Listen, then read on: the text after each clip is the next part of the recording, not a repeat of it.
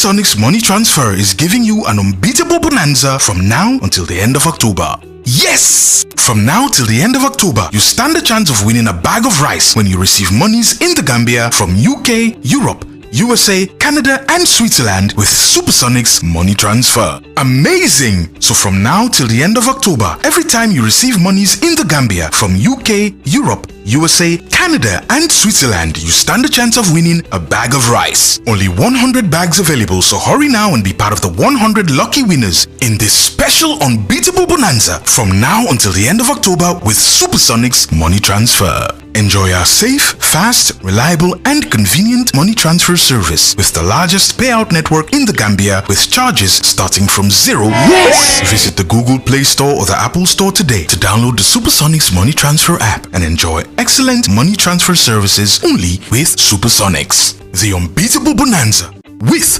Supersonics. La ilallah sangai baram la ilallah la ilallah la ilallah la ilallah tijan fasaiqi qadamu mighwani wadun fa minhu azani wa alul minhu aqrani wa qawli la bilhani مكس السيق في سار سنينا مقبلا للإله ذاك الإباء سيختجان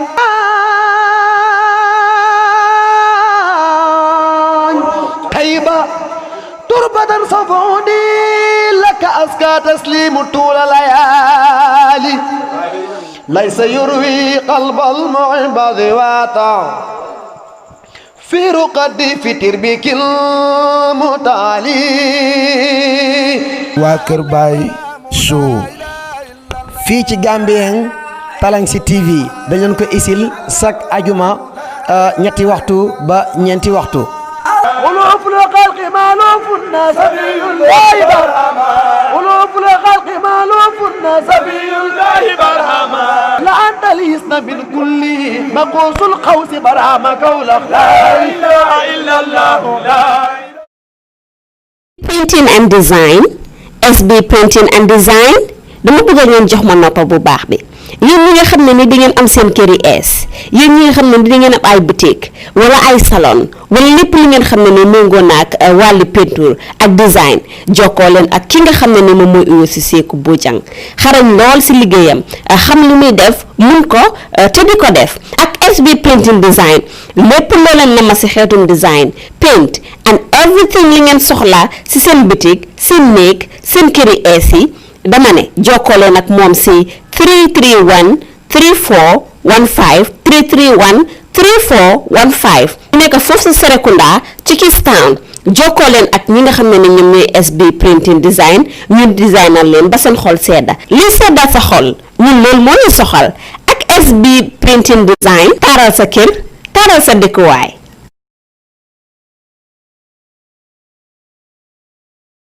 We bring you every day, which is a COVID coffee stroll with government talents promotion. I am your presenter and of course the host of the program, and I have my co-host who is Ajibintu. Ajibintu, welcome to the show.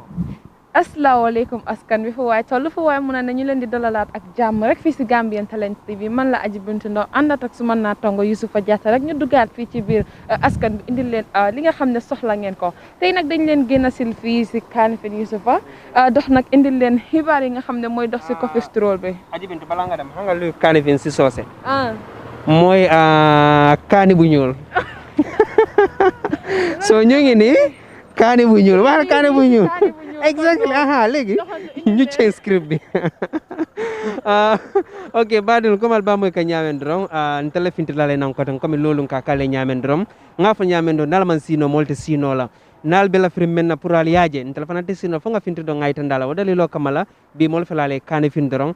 nte fenkela do ndamen ke kadun kono to bitikol kan mulan ko be sidim bede kun kan ne kacha saji mol yalan Curfew ni birastata ay telmon to nyaadi le nim business la fana bi sa fono mole kala business fana affect nyaadi natar fana drive follow sa fo mole la business affect nyaadi nen karamta dinna la fana mal bela story moy la iketa momo to mel ko be profession ke kan alba mole la story ni basha kan so nimbar musol bi jandro nasura bare muso ajibintu I think right now we can just take a stroll. We go inside. But I just want to ask you, Ajibinto, how are you feeling today? Because I understand that, it rained, just 3 hours ago and everywhere was, kind of wet, especially the area where I come from, that is Ibota. So how is your area? My area was raining. Yusufa waxati ko poto before génn mu ngi rapaco doon na loo xamante ne nag métti na trop jamono juñ toll nii waaye nag soo ma doguma la fii mooy the former IPRC bureau in Kaningfing visit.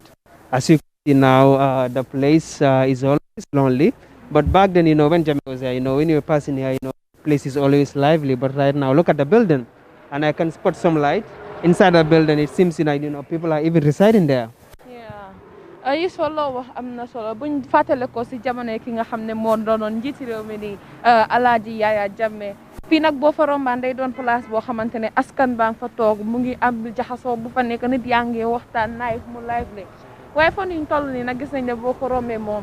mu ngi wéet doon na loo xamante ne tamit daw na yaram torop waaye nag Yusufa yaa ngi ma laajte woon tey how do I feel Exactly. waaye nag gis nga bu ma waree génn ci biti dem indil askan bi xibaar yi nga xam ne soxla nañ ko Yusufa yëg-yëg bu mag laay am su ma xoolee sedda nit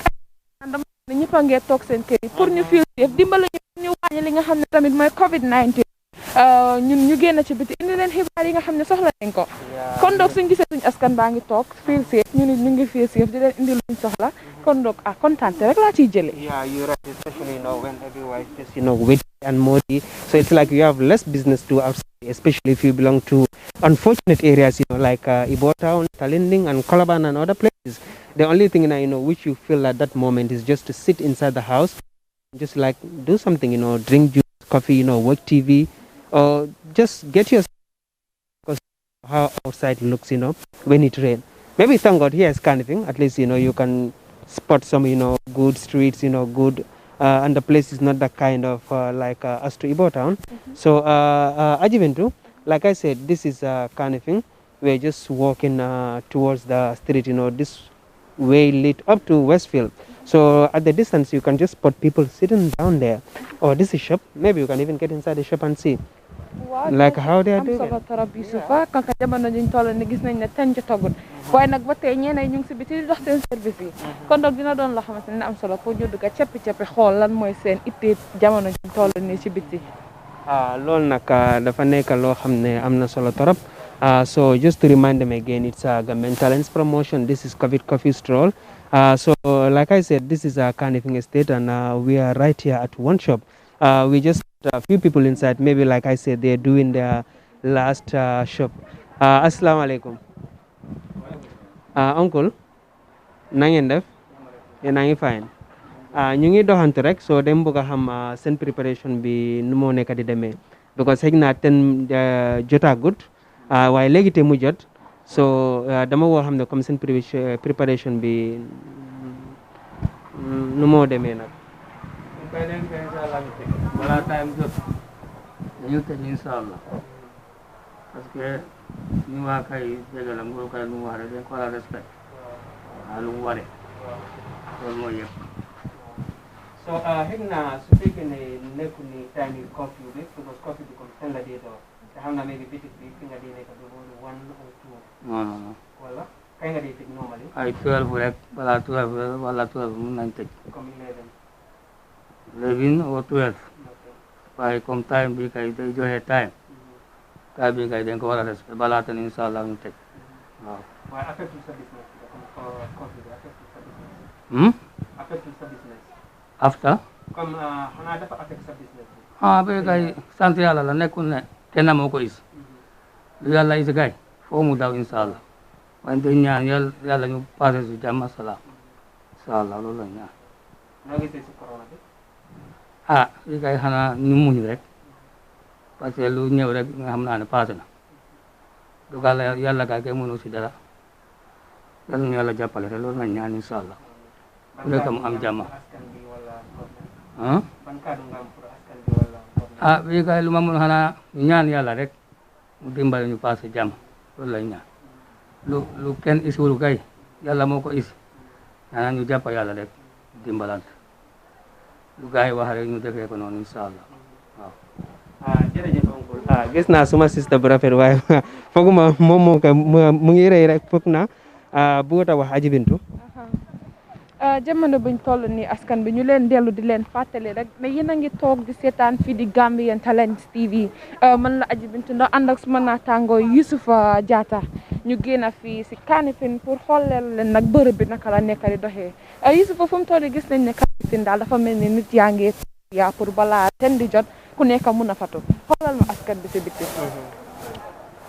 loolu laa nekk di gis right now just like you rightly mentioned. Everybody now they are the blink of preparing to get inside because ngala ne wato nyi ama jam fa bake talan sela kata do talan kono to famansi but comme yalla melan ko kabana dula jam fa no like fu sorry so like they have to start preparing at the early stage so they can just make it to the time because we know that like I say people that come from far distance if you just want to sit till last minute you want to pack your stuff and go home it could have been problem for you. But like I said, this program, like what I have observed is that, majority of the people that do complain, all their complaint is always directed to one issue, Aji Bintu. That is like, the business is crumbling, the economy is shrinking always, kendo hot si deka bidal. So, jamono juñ toll ni daal Youssoufa loo wax am na si solo trop nag jamono juñ toll ni Youssoufa koo waxal daal lu mu la dee wax moo nekka man jamono ju ma toll ni ëppa doole bi lu ma gën a sonal mooy ñaaka strand doon na loo xamante ne sonal nañu te xam nañ ne nag mbas bi bu la naree sonal xiif tamit doon li nga xam ne sonal na la dina doon lu métti trop Youssoufa kon doog doy na waa trop si jamono juñ nekka nii waaye Youssoufa wax ma benn su suñ topic yi boo xamante ne war nañ ko discourse tey. Aji Bintu fii de dafa mel ni atelier la maybe ma gis suma benn koto bi mu ngi toog di déglu musique su ko defee nag ñu approach ko ñu wax ak moom waaye dafa mel ni moom he don't want to appear on camera so maybe we can go like I said this is how it is some people sometimes they wouldn't want the camera to be seen in the camera maybe due to one reason or other reason but like I said it's a tolerance shop of course we seen and we know that it wouldn't be long for them to close and of course to go back. jamono buñ toll ni daal gis nañ ko fi si Kanifing ñeneen ñu ngi prépare nag pour dem dugg seen biir kër yi nit léegi tey time bi jot ñeneen tamit ñu ngi taxaw pour jëlaale ngelaw waaye nag Youssoufa fu mu toll ni jamono ji dafa am loo xamante ne limbe na àdduna bi limbe ne askan bi mu nekk Covid waaye ci biir limbe boobu noonu gis nañ ne government ñu ngi jël certain measures jamono juñ toll ni tey standard ñu ngi génne a news about Mr Bachili nekka di wax ne Gambia Action Party thank you very much mu ngi wax ne ñi nga xam ne ñooy ñii si réew mi di government yi Barrow dañ war a seetaat li nga xam ne ñu ngi koo def te loolu soo ko seetee si benn side doon na loo xamante ne am na solo ni si biir ay kàddoom boo ko seetloo mu ngi doon wax ne ñi nga xam ne ñoo jiite réew bi war nañu ubbi li nga xam ne mooy place yi jaamokaay yàlla yi place yi juleekaay léegi Youssoufa foo demee ba ubbi fi nga xam ne mooy marché nga xam ne jafe naat contrôle torop kon donc fi nga xam ne mooy julleekaay yi war nañ ko ubbi te nag daf ko bañ ba joxe ab reason am nit mu ne government war nañ ko ubbi nga gis ne nit ñi dinañ mën a dem julli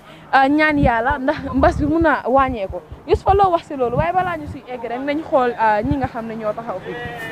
fii moom kay dafa mel ni géttu la de Aji Bintu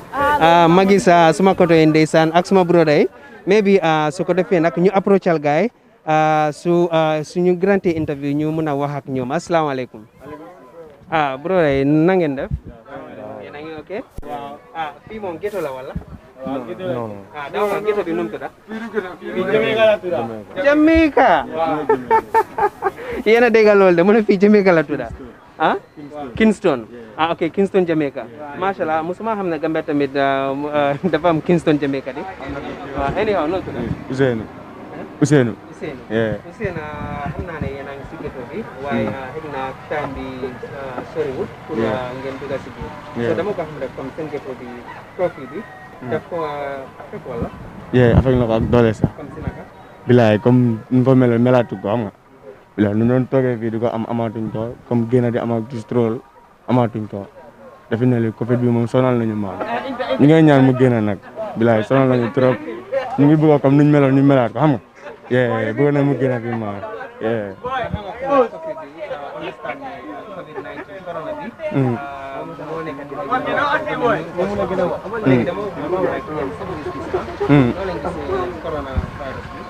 coronavirus bi waaw comme ni nga ko gisee moom comme gënal luñu daal suñu amoon luñu gënal daal mu dem bëgg nañ mel nuñ melaat xam nga normal job ku nekk am loo amoon xam nga bilaay nuñ mel nii comme ñu leexuñ xam nga bëgg nañu nekk si jaam ñoom ñu toog ñu amaat ko xam nga style waaye comme yàlla may bi yàlla ko dogal tamit nag ñu ngi sant tamit waaw ñu ngi am na some student fi nekk am nañu nekk di liggéey waaw maa ngi jàng ñëw moom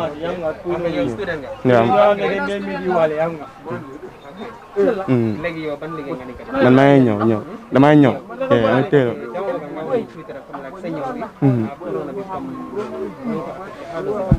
bilaay daf ko ëpp affaire daal man comme waaw non man apprenti la waaye comme business ni mu fa meloon melaatul ko man client ni ñoo ñëwee ñëwaatuñ ko waaw comme ni mu meloon daal melaatul ko dëgg man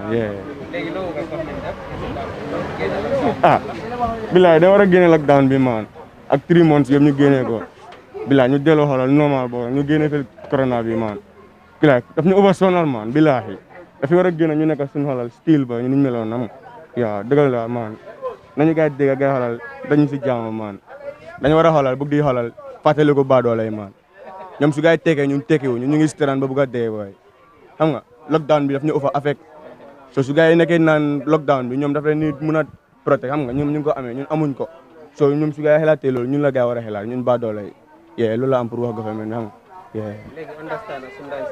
comme nga nekk apprenti nga leen sometimes nga ne am xaalis léegi dama wax ni yow comme kañ nga géej a am $100 non yàgg na man gëj naa koo téye man o gëj a téye sax bilaay bro 25 sax balaa ma koo téye man daf dee over tight man parce que noonu gars yi dañ ñëwee ñëwaatuñ ko xam nga so duñ mën a amaat duñ mën a dem sàccat tamit parce que ñun ñu ngi gëm suñu bopp tamit xam nga ñu ngi toog di xaar yàlla tamit nag Gambia yéen a gis de mu ne dafa gëj a téye $100 $25 sax dafa gëj a téye so maybe ma ñëw fii ma mën a waxtaan ak suma ana student yi excellent ana student yi grade 12 asalaamaaleykum waaleykum salaam koto bro dégg naa yàlla gars yi ñu ngi bari fii de gars yi amul métier amul liggéey amul lu war a def ba pare gars yi de war a def dara lu war a loolu lu war a loolu population yi xam ne lu war a loolu comme noonu rek yéen xam ngeen naxale yéen yaa ñu gën a xam waaw si laajte bi booy ñu dee toog si kaw télé bi di def lu leen ne jaay smoking jaay bu ndaw def nii def dara gay de war a ubbi compagnie yoo xamante ne de war a liggéey booy yi bàyyi di toog si ghetto bi donc so ay dañoo ñëw di wóor di dama yahi booy yi loo xamante ne gars yi deful fi dara loolu baawut si àdduna bi bro ne waxante dëgg ni dafa xosul nga ñëw xosul si kawam loolu yombut man lii laa mun a am lu ma wax wassalaam jërëjëf Aji Bintu comme like I said always this is getting interesting every day you know li moo tax ma ne bi aussi bu leen dem fen toog leen bii la ñuy wax xumbute dagan yëpp a fi ne gis nga kii ni mu ne moom dafa gëj a téye $100 si Aji Bintu ma ne $25 sax dafa ko gëj a téye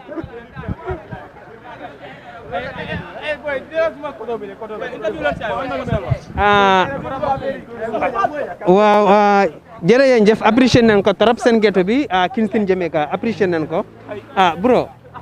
borom rasta kay ñu wax tuuti at least da nga ragal wala da ngeen ragal okay thank you very much Gambia buta tele nyaaje de tambe kan getol to tan ko la getol to mu Kingston Jamaica di sonko len nena malon ko Gambia fane Kingston Jamaica sotam so nge ndeysan bar mo nata bala fa warandi ñin dobe je comme assez foni mol fe bad ndeysan ala story ñin dunta na bakal Aji Bintu because akwata mo apprentol ta ka do ko ke karal dulare ako even na nti nga ñin ngal kay hon dal si famata kamato to ñako ñi hon ako 25 sa famata ko wala mo tabay can you imagine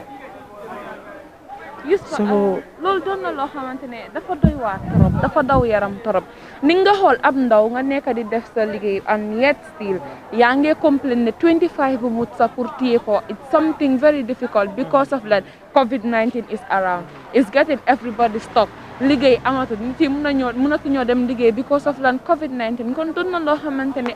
daw na yaram torop xoola ko em ni kii xale bu ndaw bi mu ne la pour ma téye $25 sax. Do you know that it is this kind of frustrations that drive these young people into doing like these kind of criminal activities? They can smoke, they can sell drugs, they can attack anyone because why? They are frustrated. Just look at them, I was talking to him and at the same time, he was just, rolling his hair, he's just turning the hair into dreadlocks. You can see, the frustration which they are saying. And it is clear that, these youths, once they like these kind of things, it always trigger them. It always compel them to do something, which they can even regret later. They can steal money. You understand? They can smoke because they think that, by smoking, that can ease their frustration and, of course, their anger. So the only way they see it out is, let me just go and sit at the gate and, smoke perhaps some weeds or just to take some kind of substances. So even to take a balfa water back. So maybe as if only more because more okay, but the bottom line is, new situations if I alhalo like a more than the cook on a mayalon manyanakela. Ning na funding kajo at a moment. Hana diam nya fight and the kunya jube. Ning Ntama Hadamading Lombak, but Milanko Hadamadin like a face read no can leg. Niajibano like he's really frustrated. Abidaming a frustrated la mala bemenkela. So in Sifal Alamantanka like us, Nyamasabala is Sigasaba, because the camera bo situation of Menkon, bo alhalo Menkon. Sabaro Damana, Kadrokoma, Damanisi Bondinoje. So while I have been doing Yamera Munyaka Jubelang, Mbajube Canet, but coming in the car Jubela Cotang. Yeah, Ntanga legend. Manlo like is there. Seriously. The Wi-Fi is having a problem. Dapat kopi ya? Sanya, iya.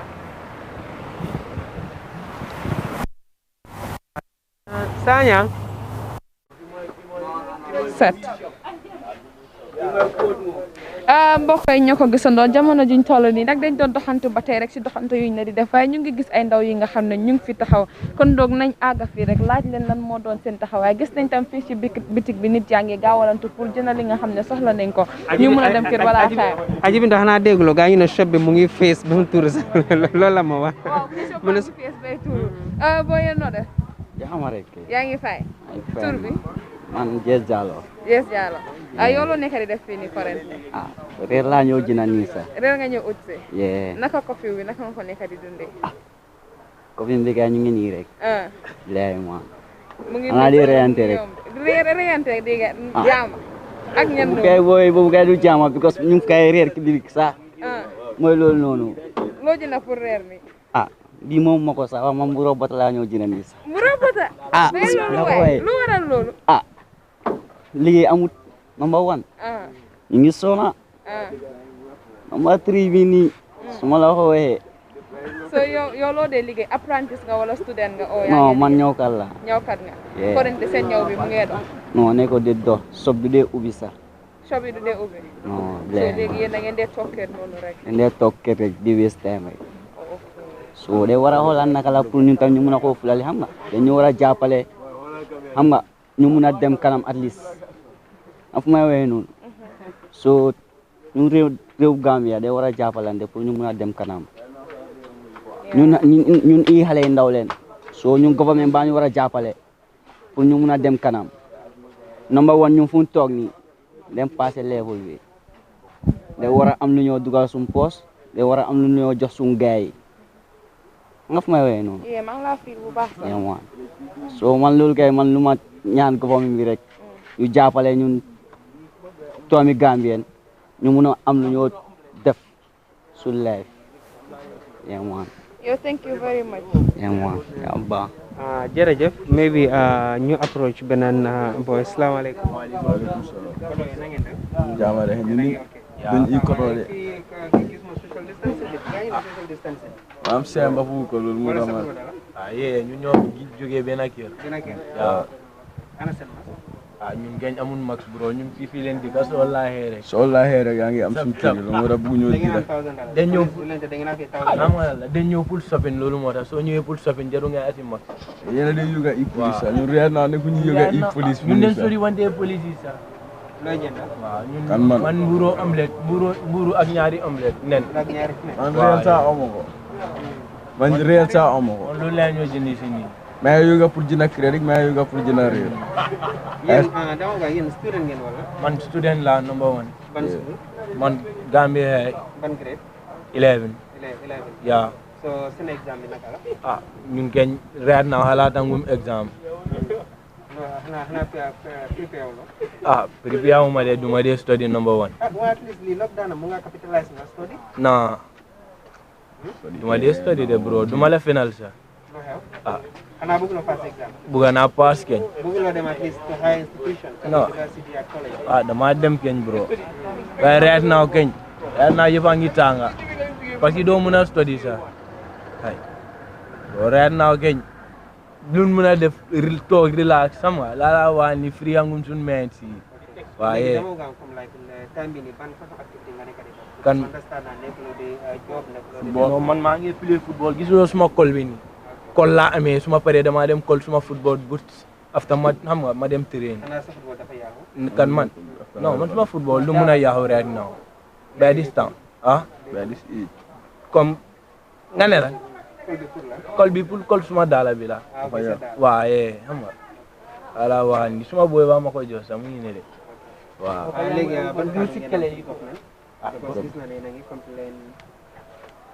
man moom thème bi rek la ama affaire no thème bi sax mu ngi baax bro bi la tenokul dafa xaw a gàtta boy tenokul mu ngi baax bro Alice gay def ko 11 boy wala 12 na am borom biti gi sax marché bi lu gaay di ko tej dafa ndaw trop boy marché bi lu gaay di ko tej non waaye ñu may am na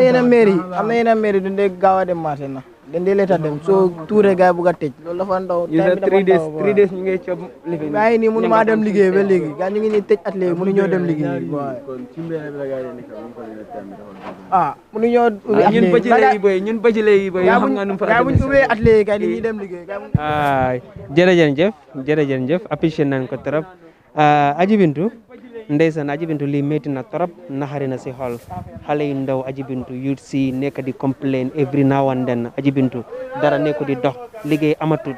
school yi lockdown marché yi Aji Bintu lii métti na de dëgg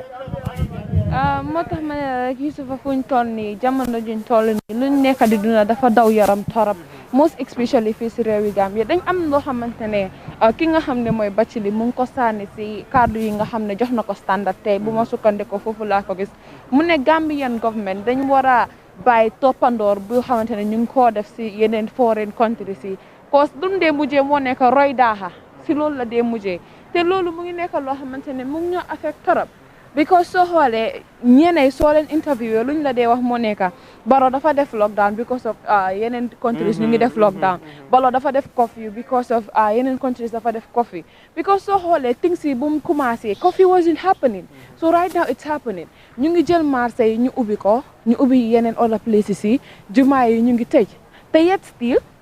si marché bi nit yi nuñ fa interacting they are not interacting even that way inside the mosque social distancing amul te marché bi mënuloo control kenn at least in the mosque mën ngaa wax ne mën ngaa control certain people moo tax Bathily mu ne it makes no sense Imam Fati tamit moom loolu la wax ako ɓe man seconda danna since marsol ɓe yelaring jamal fanan komi yela hana tara ɓe hakkelal with regulations ako ay ñimɓe fal diyamo kono ako hana tara so ndibina jaman to fa ila sajaro na binala ene la on basoyna annon social distance ni ba observe la jele full time so Imam Fati la diyamo keta walta andum bimol nata jele Bathily fana ya da sew kuma kilingol la kam akaɓe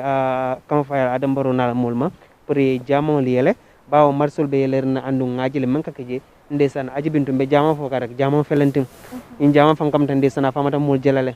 and sama fam ben samo jumol Aji Bintu tomorrow is Friday prayers yeah and according to Bathily he said something sensible wax na loo xamante ne make no sense dara because mu ne kanka ubbi nga marché soo ubbee li nga xam ne mooy jaamukaay yàlla yi nga ubbi li nga xam ne mooy church si ak juleekaay yàlla yi at least if people pray to God nit yi suñ sukkee ñu ñaan seen yàlla dina mun a tax yàlla mu am yërmande sax wàññi li nga xam ne mooy COVID-19 bi nekk si country bi but nga ubbi marché bàyyi noonu jumaa yi kenn nekkul di dem julli foofu noonu si biir jumaa yi even though dañ dee wax ñee day mun nañoo julli seen kër But what sense does it make? Doesn't make actual sense for you to open the mosque and then for you to open the market, and close the box. I think the simple logic behind it, because inside the mosque, xam nga comme dafa jafe torop pour comme social distance bi, unless you comme like ñu regulate ko, yeah. But su fekkee ne like they don't put any regulation, like a lot of people, some people would even prefer to stay at home while doing social distancing prayers inside the mosque, because and I remember interviewing one imam. He's well-known imam and very respected imam in the Gambia, Sheikh Isa Jawara at Westfield Bilal Boarding School. Mom lu mu wax mooy ne he preferred to pray at home than to be at the mosque, and of course observing social distancing while praying. Yeah, to Isa Jawara moom comme make benn sense praying, because he said God said when Muslims are praying, they should come close to one another, especially they are should touch one another. But how can you pray whilst everyone is just distancing from one another? So he said he preferred to pray at home than to come to the mosque. So ate yole fisandi bari yo ngama imam fati jela to comme misiro yele hana tar comme like regulation o meme marsolo kono wolbe kala je wolente ko nimme bina misiro to, of course ni fansu mosque na ni fansu mosque na da fana ini fansu baso fana na jareta come like if necessary you even come with your own prayer mat according to imam fati mom that's what he said. Te boo ko seetloo doon na loo xamante ni am na solo trop. nit soo demee Aji Bintu fii tamit dafa mel ni shop la waaye I know that very soon like they will be preparing to go home. You can see right now they're sitting and everybody is doing what they're supposed to do. As you guys can see the shop also nearby. We see everyone sitting there. Some people are standing at the junction, maybe probably interacting, chatting. And this might be their last moment for the night, before they go to bed. So you can see the interaction between them. You can see that ambience between them. Just look at them. boo ko gisee doon na loo xamante ne daw na yaram trop yi fu mu toll nii ñu bëri si askan bi ñu ngi profité pour mun a tëj dem si seen kër yi ndax ñu bañ leen a fekk ci bi nag Yusufa li nga xam ne mooy 5000 nag Yusufa neexul ba neexul nag waaye dis na trop pour génne ci loxo si maalo kese. kon donc ñoo ko kandoor askan bi di leen dellu di leen fàttali rek fii ba tey si Gambian Talents TV man la Aji Bintu Ndaw ànd ak suma naataango Yusufa Jatta wala ñu ne ko Dog Prince Jatta pour ñu génn ci biti rek daxantu indil leen xibaar yi ngeen xam ne soxla ngeen ko ci wàllum curfew bii nii naka la ko nit ñi nekk di dundee naka la ko askan bi nekk di dundee waaye nag buñ egsee fii nga xam ne mooy Kanifing gis nañ ne ndaw yi ñu ngi complain torop te Yusufa boo interviewé 100 people 99 of them luñ nekk di complain moo nekk 99 of them. Aji Bintu foofu dafa mel ni ghetto la de xaw ma nag maybe like ñu approach them su ko defee nag maybe ñu mën a am interview foofu waaye dama gis ne am na ñoo xam ne comme ñu ngi daw time bi nii so maybe like let's just approach them and we see what they will have to say for them to, because like I said, not everyone will be happy to be seen on the camera, but nonetheless we will come back everyone. Just like I said, you're still watching Government Talents Promotion, and this is Coffee Stroll with Gttv, and right now we are at Kaningfing. Like you said, we already started at the junction, so right now it's like we also approach another ghetto, so we just wanted to approach the boys and of course see their reaction. Maybe they have something to say. Assalamu alaikum. Nangendef. Bad man, Mr. Serious. No, man, it's from me here. No, what I don't know. No, I'm going to solo. I'm going to come. I'm going to solo. I'm going to park with you.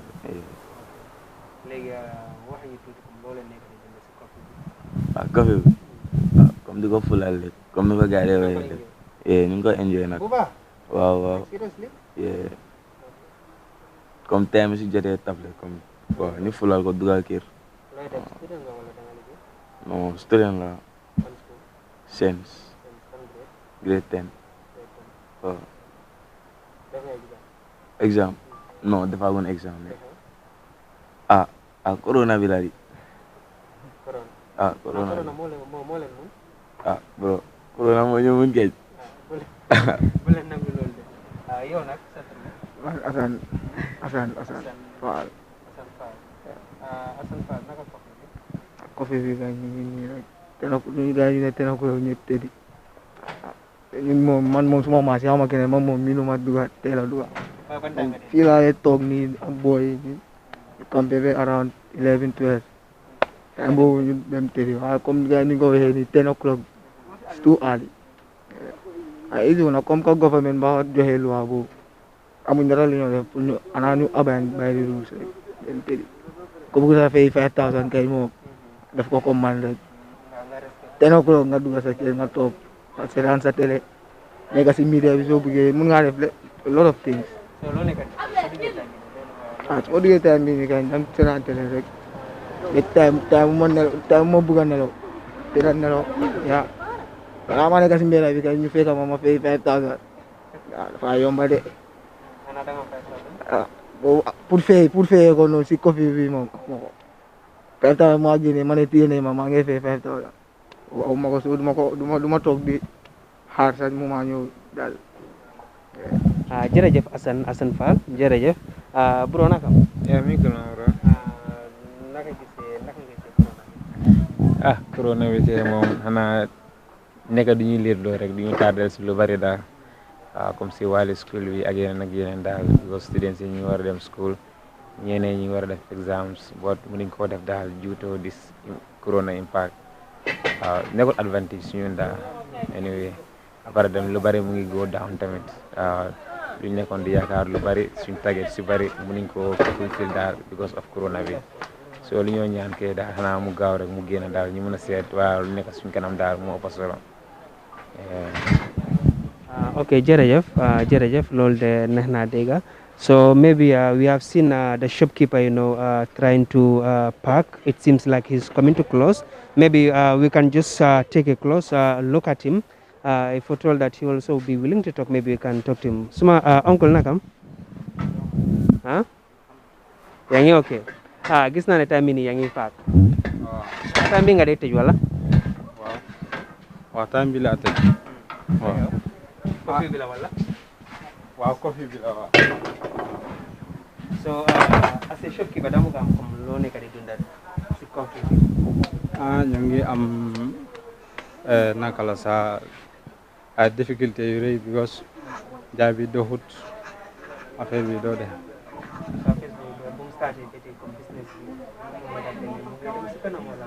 Daal mu ngi wàññeeku daal mu ngi wàññeeku incha allah. Corona bi il faut ñu dund ak moom fight ko pour mun a génn si dëkk bi loolu la am pour xanaa ñu protect suñ boppa ñu mun koo fight pour mun a génn si lii sol masque ak raxasu waaw. So sa shop bi isin na danga make sure bala ñu dugg sa shop ñu raxas la wala ñu am seen masque. Fii moom by force masque la. By force masque. Du ko dee ala pour mu doon. Non. Incha Allah. Jërëjëf Aji Bintu, like I said, it's always getting interesting because I understand that there are a lot of shopkeepers, they don't even take note of these things, like for instance, monitor people who are having masks or even before they get to the shop, let them wash their hand. But like Ndesan, you just heard what he said. He said he makes sure people wear masks before getting to his shop, and also he also makes sure that people wash their hand as well as before you get inside the shop you have a mask, which I think is important. Louis fa li nga wax noonu doon na loo xamante ne am na solo trop because jamono juñ toll nii su fekkoon ne jaaykat yi yëpp wala borom bitik yi yëpp they are imposing the same thing ñu ngi def the same thing dina doon loo xamante ne dina am solo trop nit soo toogee nga ne comme balaa ngaa jaay nit balaa moo dugg sa bitik bi mu sol max balaa moo dugg sa bitik bi mu raxasu dina nekk loo xamante ne dina wàññi coono ak jafe-jafe boo xamante ne nit yaa ngi koo jànkuwanteel si COVID-19 bi nit soo seetee jamono juñ toll nii ñu bëri faratalu li nga xam ne mooy raxasu beeg hand sanitizer bi ak max buñ nekk di use waaye borom bitik bi fàtte nañ ko léegi da ngaa dem si bitik nga fekk si yoon ndoxi raxasu buñ teg boo ko laalee mu ne la maa ngi nii empty laa def kon donc gis nañ ne nekk na loo xamante ne doy na waar torop waaye ba tey rek askan bi ñu leen di fàttali waa yéen a ngi Gambian Talents TV ñu nekkal leen live. Asalaamaaleykum. Uncle. Sa tur bi. Seeku. Lum. Sa bitik la wala. Non, dama ñëw around. Waaw client nga wala. Waaw. easy wul nag ba ñu ngi manage da nga di ñaan rek feebar bi gaaw jógee fi xam waaw fu mu nekk nii daal da nga leen war a toppa mesures yi xam nga moo gën a important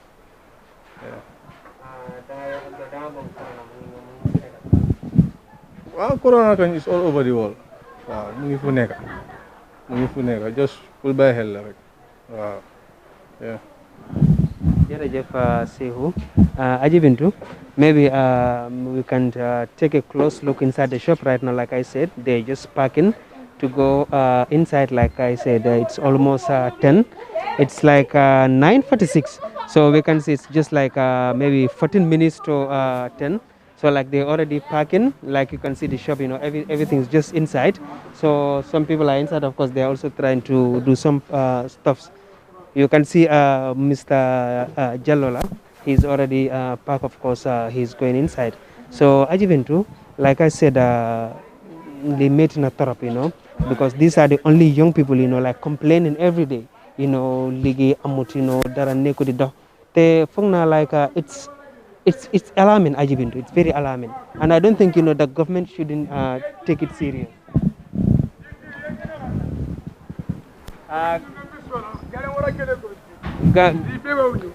Ga maintenance promotion na. Waaw ga maintenance promotion. Ga maintenance promotion man mënuma ko wax. Waaw. Waaw Gttv ji. Lu na wax nii mooy dëkk bi fii nii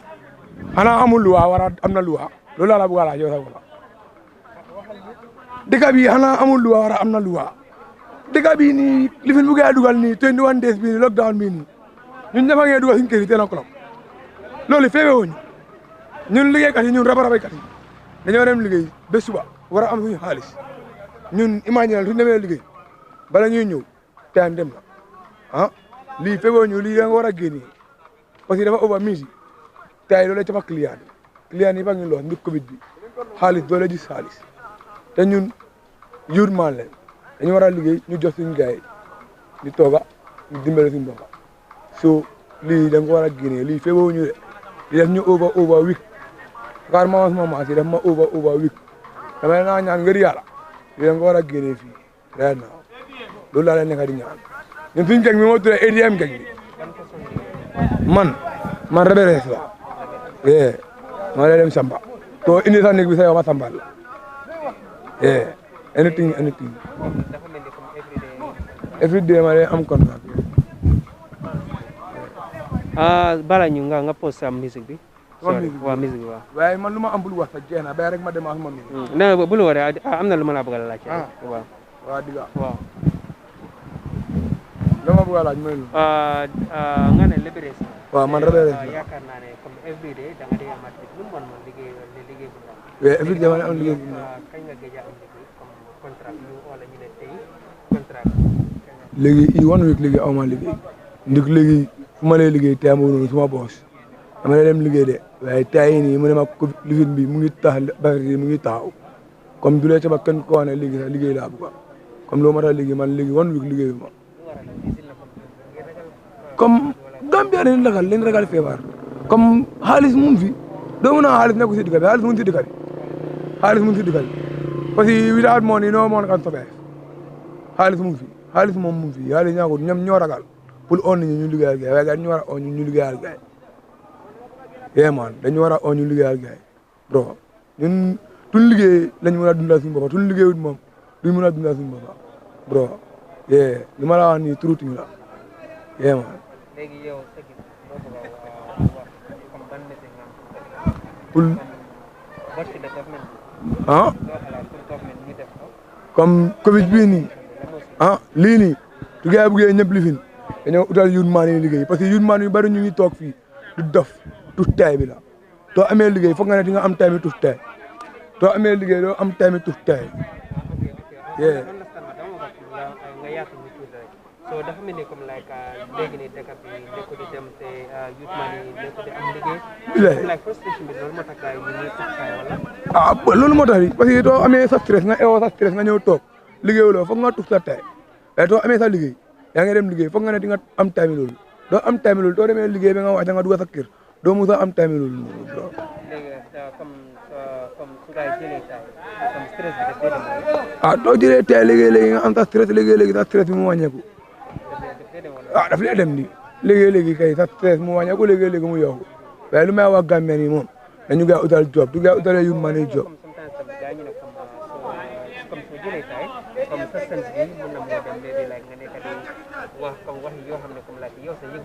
non loolu amut xanaa loolu yow sa boppam mu neex la loolu mu neex la yow sa boppam everything you have loo jël yow mun nga koo contrôle waaye yow loo jëlul yow mun la koo contrôle man loolu laa gëm man moom lu ma bëgg a jël dama koo jël te man du ma bëggee def dama def too bëggee def yow la nee nga def mais am na ñoo xam ne tey bu gay dee tuur du tey bu set lu ma tax gay dee off nag léegi yu gay dee jël moom nekkul gay seen sago waaye lu may ñaan dëkk bi moo nekk ah loolu yeneen ñu fi waaye bro lu ma la ñaan moo nekk dëkk bi fii gars ñu war a utal job ñun ñëpp ñu dem job ma ca ba yëpp tegu fii doo joobee moom xoolal yaa ngi si jaama waaye doo nekkul di job moom nekkuloo si jaama doo amee xaalis ngay dunda doo amul xaalis doo dunda Gambia dafa overpaid ah fii man maa ngi nii 3 weeks léegi mënu maa téye $5 si bu ko rek bro 3 weeks la wax de mënu maa téye $5 si bu ko rek so bro dañu war a jàppale nga meen ah yee man loolu laa am lu wax yee maa ngi am bread bii dem ma ko may bro yee imagine bread dem ma ko may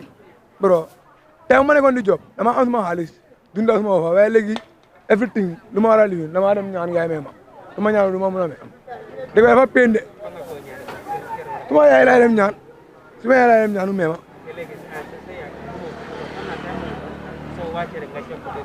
waaw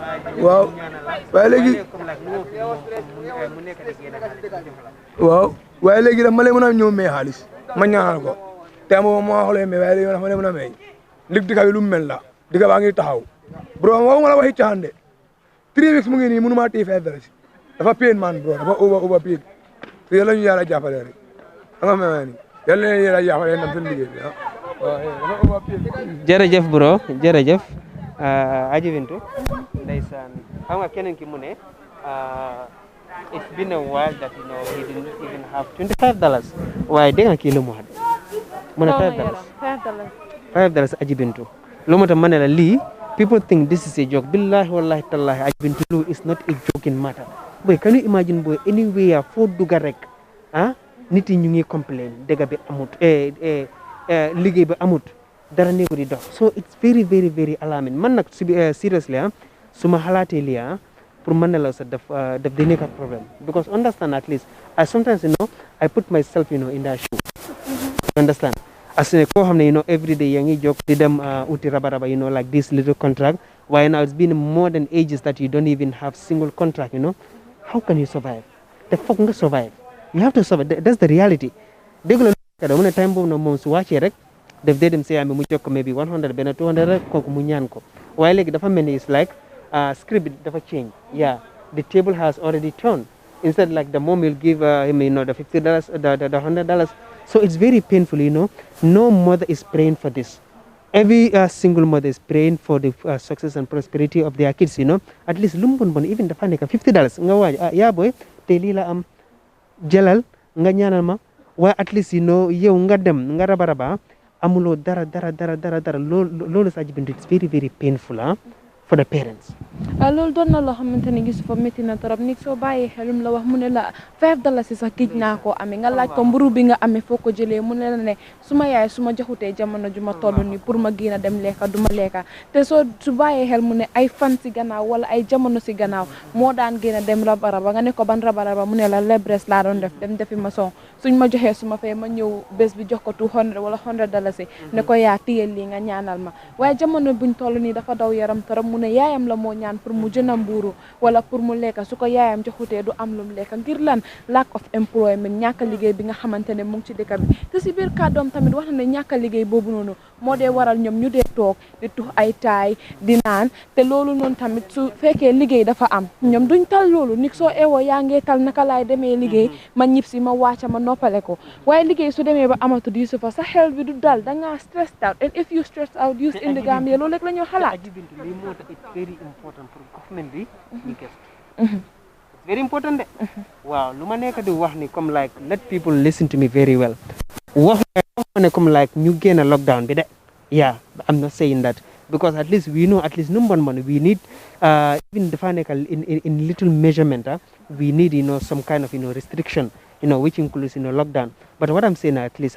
they should look at it again because it's like easy with the youths are complaining every day. And like I said, Gambia here, like our economy, like if it's 100%, know that 90% of the population, they are self-dependent. They are dependent on their day-to-day business. They're not dependent on the government. So it's like, the lockdown is kind of compelling them, because, like I said, there is no work. So, documentary sotokan. Ntalanya economy nga fanya kama like informal law mo jama be mantra jikiri masakundara ila poso kono ila pocket kono be jikiri wala ni tara marso to ni tara do ko comme liberesia comme ni yafu nyamendom e ka ko do bondi wolto e kela ndawlo bondi wolto e kela hajul bondi wolto e kela haji kutuno fana bondi wolto basa no be stopta sa am sa mol katar pus kam ne la foarea e katar takam foarea ga everyday e be foarea kono akamta ko maka gana la fale akuma do fana faji it's very very important andu ngamela telo mo fulanya de mera yafo ako nindo ngol stress te mando kosoto stress ta esti quand même comme like stress ta fay sesta e kamuneke e ka tayle saba seriously wala ni stress ta ajibintu stress ta fay sesta it's like they push you to the wall now you have no option but to bounce back yeah so the only thing they see it is just let me just have let's say some substance these are the weeds and of course this kind of little exactly so it's very very very sad and very very alarming it's like the youths are going back every day, even to lead all war. So I don't know what will be the ultimate solution to this. Jamono juñ tollu ni rek askan bi ñuy dellu di leen fatali waat ne yéen a ngi fii duñu seetaan fi ci Gambian Talents TV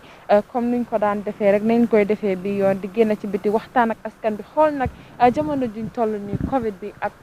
Curfew bi nga xam ne mu ngi fii dox naka la ko askan bi di dundee waaye Yusufa nag doon na loo xamante ne doy na waatara fu mu toll nii jamono juñ toll nii xam naa ne lii dana ko loog jot na nit soo xoolee mbedd bi jamono buñ toll nii nee na selaw te buñ doon dem fële nag melutoon noonu kon donc Yusufa li nga xam ne mooy Curfew di Covid-19 limbe na àdduna limbe na Afrique waaye nag limbe na fii di Gambia Yusufa xoolal ma mbedd bi nu mu mel daw na yaram torop suma yaay lu ma dee waaw mu ne ma coronavirus amang kulong kuma kerso bantal dafa ñaka kerse mana because mom coronavirus amut president amut minister amut director amut imam so it's like moment in coronavirus samuta nola it's like momo coronavirus samuta nola ajibintu so ajahalo warta bagela because amang race long amang tribe long amang ethnic long amang fenelonje like afa nyamende san silo juwa be senarine silobi jobe senana set iboka mo fanje non den Kaningfing silo mo be anako like janka busy nyame bande san time san jube tam iboka fenje namanki dibo dammanti bi fi sata bawo nawek bi jenne banata nawek tiji aka garawle because akamtal ko like dibo ta yala dibo kon mo be anako sama kono ka dibi nyame sama fa dibolt so nawek tata dibo be dunding itre fanate dibo fana la kan ko tem so keto gudu miyalan ko ndesana balfa warta bagala badin la kamta bidro nga nyino sutale ndesana balfa warta wato nga nyim finto kedrom comme ndesana ila balfa akakafula wato because seriously like this really break me ajibintu it always break me down to see the youths of this country I mean the productive youth do you know that these are some of the things that always trigger people to back way do you know that yeah Yusufa loolu doon na loo xamante ne am na solo trop waaye jamono juñ toll nii dañ just am a technical problem so dañoo just take a small break then ñu ñëwaat. Welcome back ala barka bake drong coming be nakachala drong mul fel Kaningfing drong mul bada temma fan la anun sante ngana ko tensi tale wala na liaji muli la bitikol soron drong wada sante finkela drong fuka kata mbedi ba fankan do manokan isaje akamta jebe dibena anyway but I'm not even sure for light bi nga fa nyame sama am dibolati nawe fana nata wala dibo samba so akamta dibo plus dibo ajifa ajibintu big fa how does he say de malama suma buge nawek yan nama yala waxuma ko de big fa moko wa so welcome you back we are still on our COVID stroll with Gttv and today we are at Kaningfing. You all know how Kaningfing is. tubabu kundalo njeti ita labalo animo labalo is totally different. But like as the more COVID-19 or coronavirus forces its way into the human society, it is always changing the way people live in various sectors from economy to the lifestyle to professionals, even the way people live even inside the home. Ajibinto, can you imagine? COVID-19 really forced people, like it changes everything. It is the master of the day. Yeah, because the disease or the virus just come to eliminate humanity. That's the hard fact. Yeah. So it is proving to people that it's me. I am the ruler of the world. Yeah. So, but I understand that by uniting in how to call it in team, all hands on deck. Trust me, we can defeat it. We can defeat it. I believe COVID gave us a way to deceive it. Because so they may be like, I am the king here. You have to do as I say. It's just like that's how COVID. And he is like, I am the king. You have to do as I say. Luma buga money can maintain social distance. I don't want to see anybody strolling. No party. There's another party animally. Let's just obey to the king and be free. We miss party. Look at Senegambia when we went there the last time. It was completely closed. A total shutdown. I've been to Busumbala. Man, I come from a place, Busumbala. Do you know that people call Busumbala small Jamaica? There is no single day that pass, you will not hear a musical set. Be it, name ceremony, birthday party, from other programs, every day, for Sitomo, Busumbala, Sansankono. Until Buluta, until Uluta, Busumbala, Kuluta, Fermenta, Hanbi Abekir, Walayam. Labaninko Busumbala, every day. Hanita Le Malo, along with program of Bekerna. Trust me, program is always on. So then I look for like just to come in ambience like fan sort of play.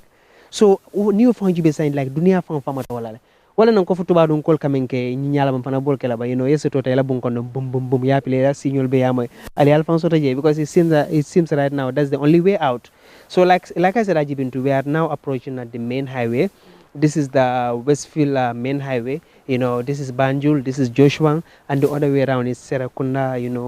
Bakau, Lachikunda, and other places. But just look at it now, there's only one vehicle passing right there. So, but it even seems like it's an ambulance or police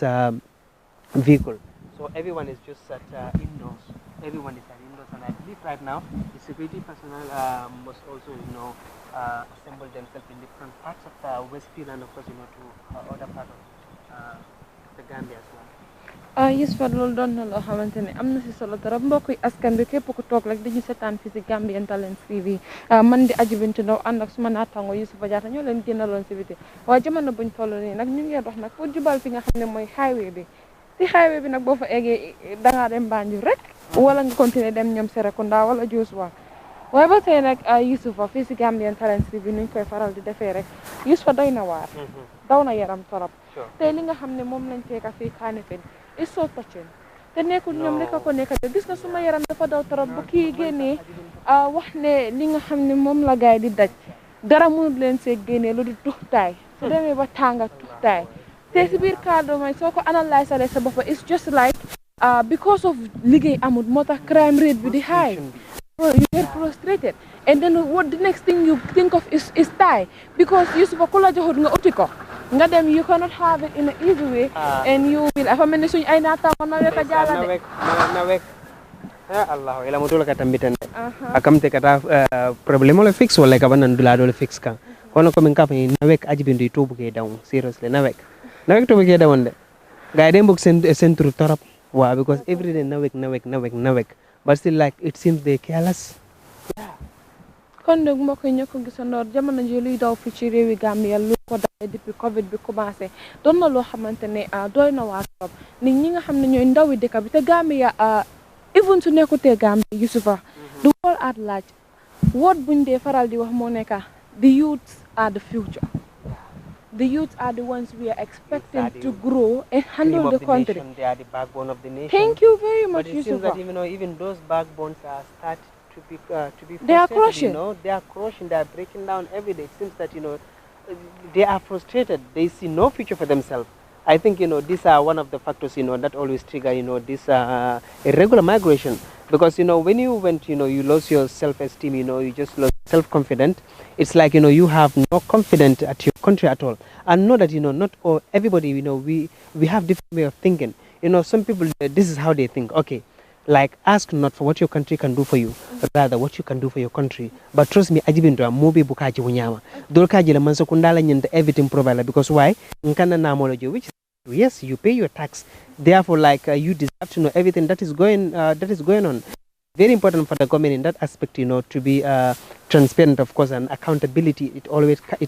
counts. Some people will tell you that like I venture into business because I see like I lost in the government. I just see that like they are not helping the youth, so this is the only reason why I established so and so and so business. We have seen a lot of successful youths in the country, like Hussein Ugambi, for instance. He won the Youth Excellence Award 2020, from Stone Circle. So, Hussein is one of the many youths in the country, that always, think what to offer for the country, not what the country will offer for them. They just think, to give back to the country. Like not everybody think the same. Some people, when they go, when they are always frustrated, stressed, they don't know what to do. The only thing, they think of doing is probably, negative things, like smoking, which they think, probably it will ease or it will like reduce the stress which they have, which is categorically wrong. So I even to Adiamo Sierra Bakela. Listen, Silo Felafanuring, the camera goes down. Bilai. Yeah, feed the family goes down. You're not seeing anything. Can you imagine? On a normal days.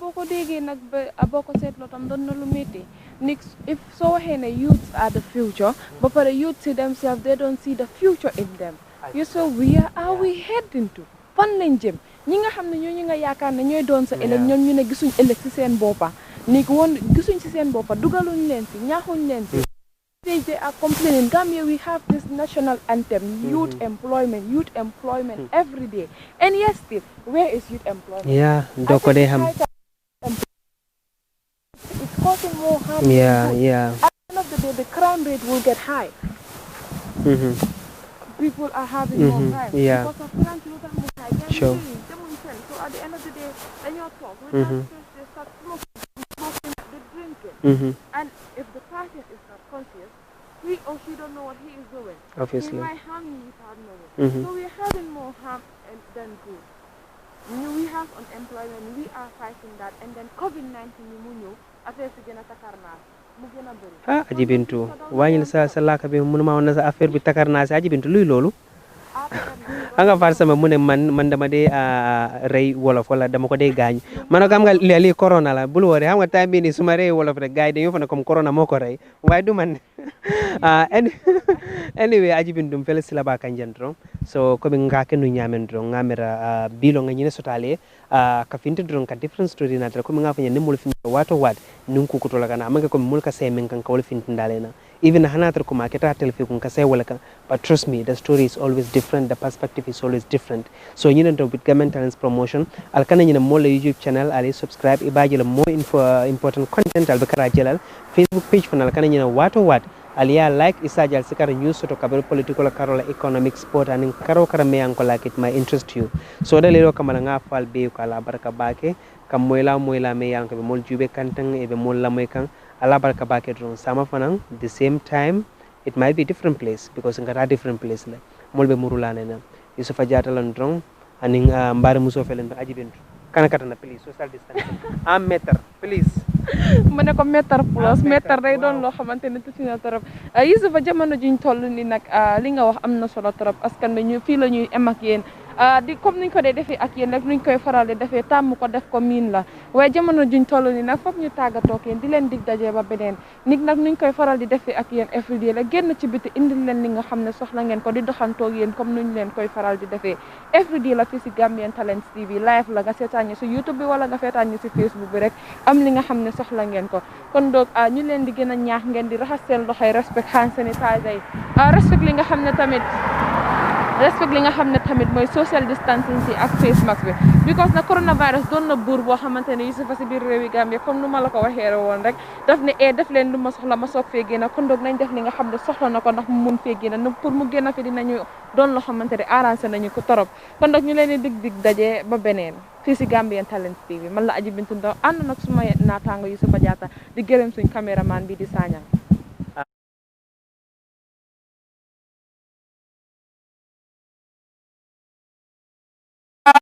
la ilallah sangay baram la ilallah la ilallah la ilaha illallah la ilaha ارتجان فصيقي قدم مغواني ودنفى منه أعلاني وأعل منه أقراني وقولي على بإلهاني مكس السيق في سعر سنينا مقبلا للإله ذاك الإمام سيختجان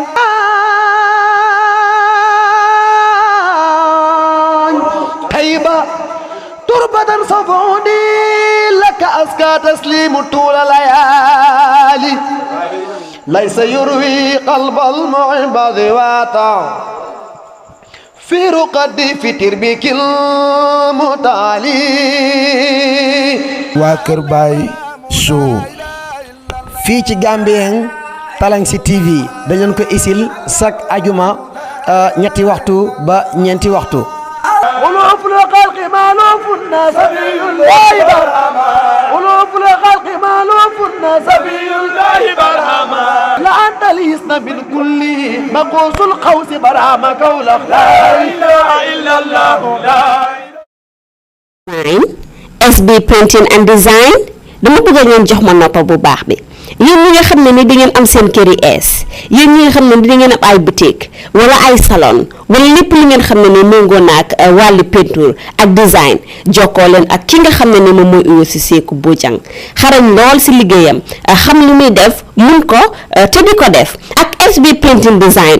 lépp loo leen nama si xeetum design paint and everything li ngeen soxla si seen boutique seen néeg seen kër yi ees yi dama ne jokkoo leen ak moom si 331 3415 331 3415 mu nekk foofu sa Serekunda ci Kistown jokkoo leen ak ñi nga xam ne ni ñoom ñooy SB Printing Design ñun designal leen ba seen xol sedda lii sedda sa xol ñun loolu moo ñu soxal ak SB Printing Design taaral sa kër taaral sa dëkkuwaay.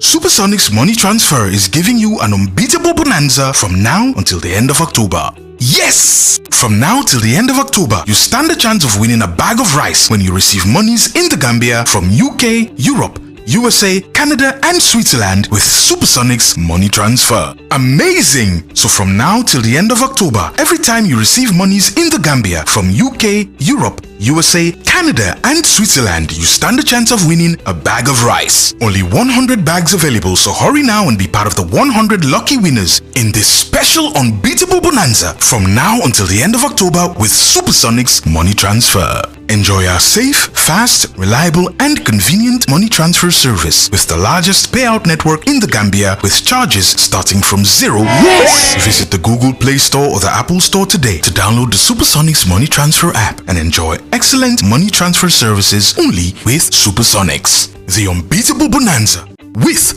Supersonics.